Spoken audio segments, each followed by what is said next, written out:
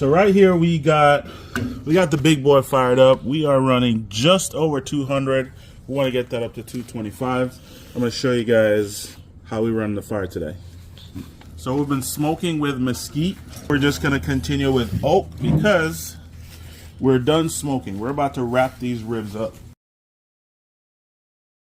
You can remove the bark if you want. You can notice that right now the wood is already on fire.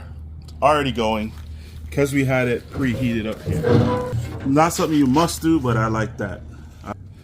So right now it's time to show you guys what these ribs are looking like. Now this is 3 hours in on these Dino ribs. Man, they're looking fabulous. See, have not done anything to them besides just let them stay in the smoke.